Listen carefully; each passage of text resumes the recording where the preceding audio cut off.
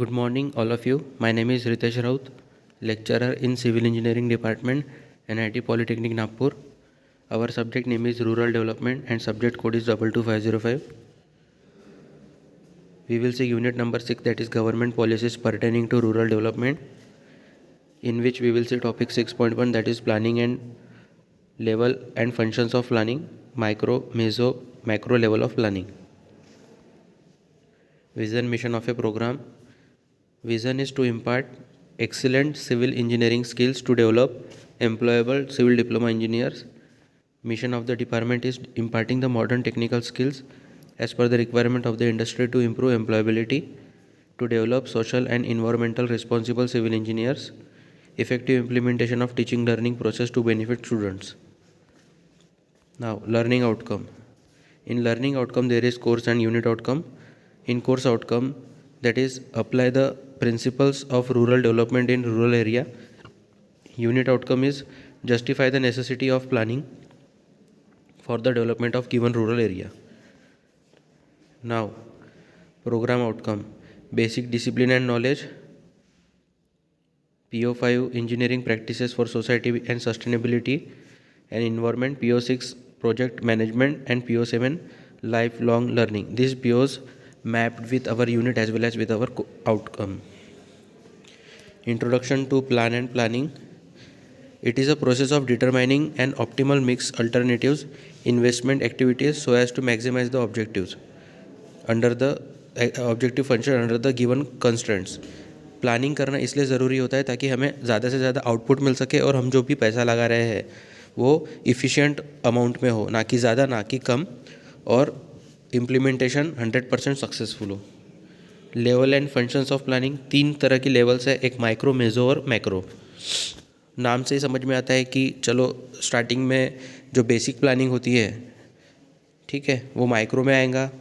मेजो में हम उसका मार्केटिंग बोलो या फिर उसका कंजम्पशन का अमाउंट है वो देख सकते हैं, और मैक्रो में नेक्स्ट लेवल उसका फर्दर लेवल रहेगा, डिस्ट्रीब्यूशन.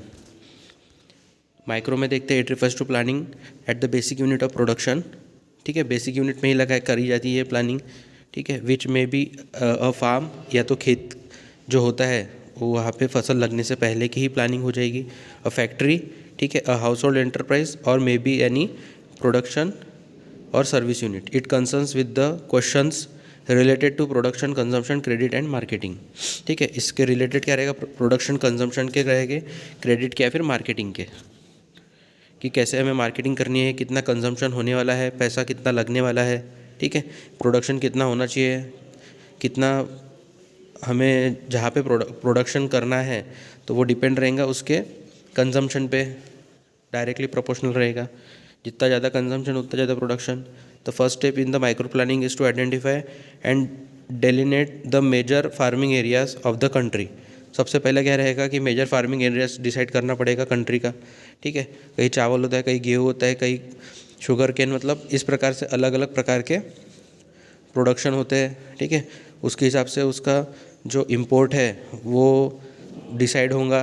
अगर हमारे इधर ज़्यादा प्रमाण में किसी चीज़ की खेती नहीं हो रही है तो हमें इंपोर्ट करना पड़ेगा उसको लेवलाइज करने के लिए. ये सब पहले से डिसाइड करना पड़ेगा. In cooperation with the selected farmers a farm business survey must be conducted.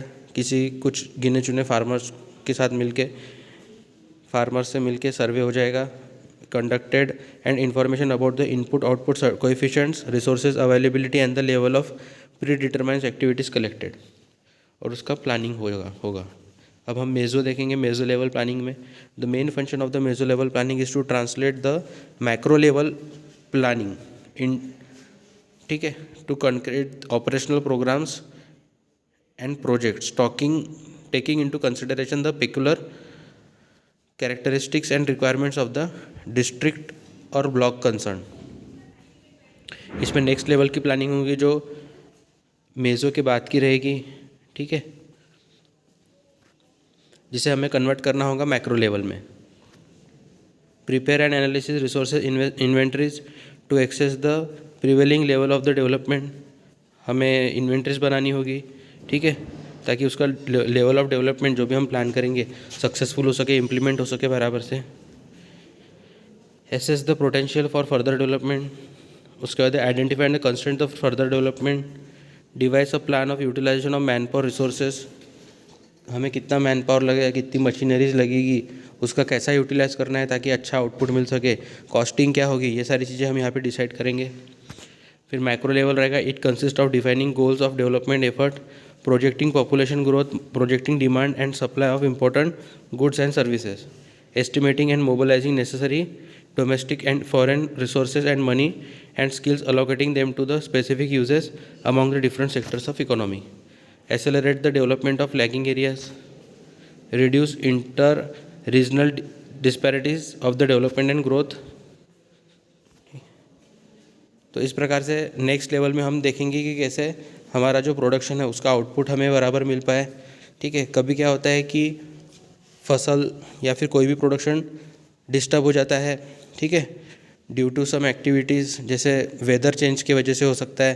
ठीक है, तो ये सारी चीज़ें कंसिडर करते हुए हमें माइक्रो प्लानिंग लेवल की प्लानिंग करनी पड़ेगी ताकि समय आने पर लैग ना कर सके, ठीक है, लैगिंग से बच सके।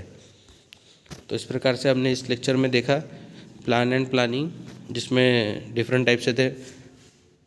ओके, माइक्रो, मेजो, मैक्रो।